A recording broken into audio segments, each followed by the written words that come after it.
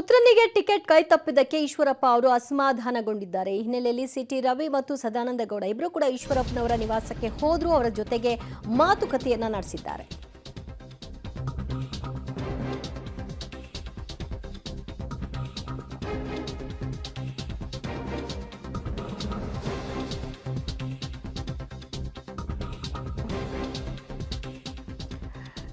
ಬೆಂಗಳೂರು ಉತ್ತರ ಟಿಕೆಟ್ ವಂಚಿತ ಸದಾನಂದ ಗೌಡ ಮತ್ತು ಉಡುಪಿ ಚಿಕ್ಕಮಗಳೂರು ಟಿಕೆಟ್ ವಂಚಿತ ಸಿಟಿ ರವಿ ಇಬ್ಬರು ಕೂಡ ಈಶ್ವರಪ್ಪನವರ ನಿವಾಸಕ್ಕೆ ಹೋಗಿದ್ದಾರೆ. ಒಂದು ಕಡೆಯಲ್ಲಿ ಈಶ್ವರಪ್ಪ ಅವರ ಪುತ್ರನಿಗೆ ಟಿಕೆಟ್ ಸಿಕ್ಕಿಲ್ಲ ಅನ್ನೋ ಅಸಮಾಧಾನ ಈಶ್ವರಪ್ಪ ಅವರು ಸ್ಫೋಟಿಸ್ತಾ ಇದ್ದಾರೆ. ಈ ಬೆನ್ನಲ್ಲೇ ಇಬ್ಬರು ನಾಯಕರು ಅವರ ಜೊತೆಗೆ ಮಾತನಾಡಿದ್ದಾರೆ. ಸುದೀರ್ಘ ಚರ್ಚೆ ಕೂಡ ನಡೆದಿದೆ. ಬೆಂಗಳೂರಿನ ಈಶ್ವರಪ್ಪ ನಿವಾಸಕ್ಕೆ ಸದಾನಂದ ಗೌಡ ಮತ್ತು ಸಿಟಿ ರವಿ ಇಬ್ಬರು ಕೂಡ ಬಂದಿದ್ರು. ಈಶ್ವರಪ್ಪ ಅವರ ಜೊತೆಗೆ ಮಾತನಾಡಿದ್ದಾರೆ. ವರಿಷ್ಠರು ಯಾವ ವಿಚಾರವನ್ನ ಗಮನಿಸಿಕೊಂಡು ಈ ರೀತಿಯ ನಿರ್ಧಾರವನ್ನ ತೆಗೆದುಕೊಂಡಿದ್ದಾರೆ, ಅದನ್ನು ನಾವು ಮುಂದಿನ ದಿನಗಳಲ್ಲಿ ಹೇಗೆ ಸ್ವೀಕಾರ ಮಾಡಬೇಕು ಅನ್ನೋದರ ಬಗ್ಗೆ ಚರ್ಚೆಯಾಗಿದೆ. ಎಲ್ಲ ಅಭ್ಯರ್ಥಿಗಳ ಮುಖದಲ್ಲೂ ಪ್ರಧಾನಮಂತ್ರಿ ಮೋದಿ ಅವರನ್ನು ನೋಡ್ತೀವಿ. ಮತ್ತೆ ಭಾರತೀಯ ಜನತಾ ಪಾರ್ಟಿ ಅಧಿಕಾರಕ್ಕೆ ಬರಬೇಕು. ಅದಕ್ಕೆ ಎಲ್ಲ ಲೋಕಸಭಾ ಕ್ಷೇತ್ರಗಳಲ್ಲೂ ಭಾರತೀಯ ಜನತಾ ಪಾರ್ಟಿ ಗೆಲ್ಲಬೇಕು. ಒಂದು ಪಕ್ಷ ಅದು ಪಾಲಿಸಿ, ಅದರ ಮೇಲೆ ದೇಶದ ಹಿತ, ದೇಶದ ಅಭಿವೃದ್ಧಿ ನಿಂತಿದೆ. ಹಾಗಾಗಿ ನಾವೆಲ್ಲ ಯೋಚನೆ ಮಾಡೋದು, ಕೆಲಸ ಮಾಡೋದು ಕೇವಲ ಪಾರ್ಟಿ ಮಾತ್ರ. ವೈಯಕ್ತಿಕ ಲಾಭ ನಷ್ಟದ ಲೆಕ್ಕಾಚಾರ ಹಾಕಿ ಇವತ್ತಿನವರೆಗೂ ರಾಜಕಾರಣ ಮಾಡಿಲ್ಲ.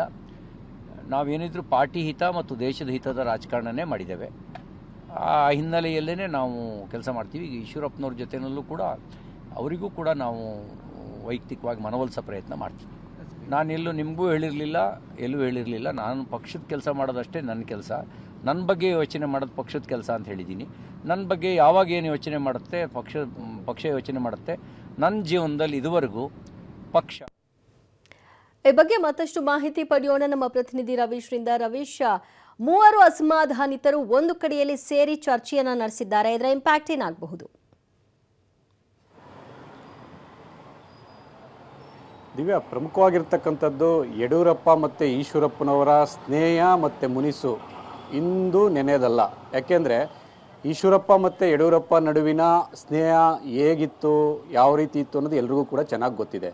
ಒಂದೇ ಸ್ಕೂಟರ್ನಲ್ಲಿ ಹೋಗಿ ಪಕ್ಷವನ್ನು ಕಟ್ಟಿದಂಥದ್ದು, ಬೇರೆ ಬೇರೆ ರೀತಿಯ ವಿಚಾರಗಳಲ್ಲೂ ಕೂಡ ಒಂದು ರೀತಿಯಲ್ಲಿ ಕೈ ಜೋಡಿಸಿದ್ರು. ಅದಾದ ಬಳಿಕ ಆಗಿಂದಾಗ್ಗೆ ಇಬ್ಬರ ನಡುವೆ ಒಂದು ರೀತಿಯಲ್ಲಿ ಮುನಿಸು ಕೂಡ ನಡೆದಿರ್ತಕ್ಕಂಥ ಉದಾಹರಣೆಗಳು ಕೂಡ ಇದೆ. ಯಡಿಯೂರಪ್ಪ CM ಆಗಿದ್ದಂಥ ಸಂದರ್ಭದಲ್ಲಿ ಖಾತೆ ವಿಚಾರದಲ್ಲಾಗಿರ್ಬೋದು, ಬೇರೆ ಬೇರೆ ವಿಚಾರಗಳು ಕೂಡ ಮುನಿಸ್ಕೊಂಡಿದ್ರು. ಅದಾದ ಬಳಿಕ ಸಂಗೊಳ್ಳಿ ರಾಯಣ್ಣ ಬ್ರಿಗೇಡ್ ಮೂಲಕ ಯಡಿಯೂರಪ್ಪನವ್ರಿಗೆ ಟಕ್ಕರ್ ಕೊಟ್ಟಿದ್ರು ಇದೇ ಈಶ್ವರಪ್ಪನವರು. ಆ ರೀತಿಯ ಘಟನೆಗಳು ಕೂಡ ನಡೆದಿದೆ. ಆದರೆ ಈಗ ಪುತ್ರ ಕಾಂತೇಶ್ ಅವರಿಗೆ ಟಿಕೆಟ್ ಕೈ ತಪ್ಪಿರೋ ವಿಚಾರದಲ್ಲಿ ಈಶ್ವರಪ್ಪನವರು ಸ್ಪಷ್ಟವಾಗಿ ನೇರವಾಗಿ ಯಡಿಯೂರಪ್ಪನವ್ರ ಹತ್ರ ಕೈ ತೋರಿಸಿದ್ದಾರೆ. ಅಂದರೆ ಯಡಿಯೂರಪ್ಪನವರು ಶೋಭಾ ಕರಂದ್ಲಾಜೆ ಮತ್ತು ಆ ಒಂದು ಬಸವರಾಜ ಬೊಮ್ಮಾಯಿ ಅವರಿಗೆ ಟಿಕೆಟನ್ನು ಕೊಡಿಸ್ತಾರೆ, ನನ್ನ ಮಗನಿಗೆ ಯಾಕೆ ಕೊಡಿಸೋಕ್ಕಾಗಲಿಲ್ಲ ಅನ್ನೋ ಮಾತನ್ನು ಕೂಡ ಹೇಳಿದ್ದಾರೆ. ಹಾಗಾಗಿ ಈಗ ಇರ್ತಕ್ಕಂಥದ್ದು ಈಶ್ವರಪ್ಪನವರ ಸಿಟ್ಟು ಯಡಿಯೂರಪ್ಪನವ್ರ ಮೇಲೆ ಹೊರತು ಮೋದಿ ಮತ್ತು BJP ಮೇಲೆ ಅಲ್ವಾ ಅನ್ನೋದು ಈಗ ಚರ್ಚೆ ಆಗ್ತಾ ಇರ್ತಕ್ಕಂಥದ್ದು. ಅವರೊಂದು ಮಾತನ್ನು ಪದೇ ಪದೇ ಹೇಳ್ತಾ ಇರ್ತಾರೆ, ಪಕ್ಷ ನನಗೆ ತಾಯಿ ಇದ್ದಂತೆ, ನಾನು ತಾಯಿಗೆ ದ್ರೋಹ ಮಾಡಲಾರೆ, ನಾನು ಪಕ್ಷದ ಶಿಸ್ತಿನ ಸಿಪಾಯಿ, ನಾನು ನಿಷ್ಠಾವಂತ ಅಂತ. ಕಳೆದ ವಿಧಾನಸಭಾ ಚುನಾವಣೆಯ ಸಂದರ್ಭದಲ್ಲೂ ಕೂಡ ಇದೇ ಮಾತನ್ನು ಈಶ್ವರಪ್ಪನವರು ಹೇಳಿದರು. ಹಾಗಾಗಿ ಈಗ ಆ ನಿಷ್ಠೆ ಬದಲಾಗುತ್ತಾ?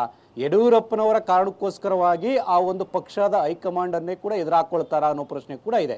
ಈ ನಡುವೆ CT ರವಿ ಮತ್ತು DV ಸದಾನಂದ ಗೌಡರು ಈಶ್ವರಪ್ಪನವ್ರನ್ನ ಸಮಾಧಾನ ಮಾಡಿದ್ದಾರೆ. ಯಾಕೆಂದರೆ ನಾವುಗಳು ಕೂಡ ಆ ಪ್ರಯತ್ನವನ್ನು ಮಾಡಿದ್ವಿ, ನಮಗೂ ಕೂಡ ಅದೇ ರೀತಿ ಆಗಿದೆ. ಇಂಥ ಸಂದರ್ಭದಲ್ಲಿ ನಾವು ಹೇಗಿರಬೇಕು ಅನ್ನೋದನ್ನು ಮೂವರು ನಾಯಕರು ಕೂತು ಚರ್ಚೆ ಮಾಡಿದ್ದಾರೆ. ಆದರೆ ಈಶ್ವರಪ್ಪನವರು ನಾಳೆ ಒಂದು ಶಿವಮೊಗ್ಗದಲ್ಲಿ ನಡೆಯುವಂಥ ಸಭೆಯಲ್ಲಿ ಅಂತಿಮ ತೀರ್ಮಾನವನ್ನು ಪ್ರಕಟ ಮಾಡ್ತೇವೆ ಅಂತ ಹೇಳಿದ್ರ ಜೊತೆಗೆ ಯಡಿಯೂರಪ್ಪನವರು ಕೂಡ ಅದಕ್ಕೆ ರಿಯಾಕ್ಟ್ ಮಾಡಿದ್ದಾರೆ. ಅಂದರೆ ಅವರು ಸರಿ ಹೋಗ್ತಾರೆ, ಅವ್ರ ಜೊತೆ ನಾನು ಮಾತನಾಡ್ತೇನೆ, ಹೈಕಮಾಂಡ್ ಅವರ ಪುತ್ರನಿಗೆ MLC ಮಾಡೋ ಆಲೋಚನೆಯಲ್ಲಿ ಇದೆ ಅನ್ನೋ ಒಂದು ಆಸೆಯನ್ನು ಕೂಡ ಹುಟ್ಟಾಕಿದ್ದಾರೆ.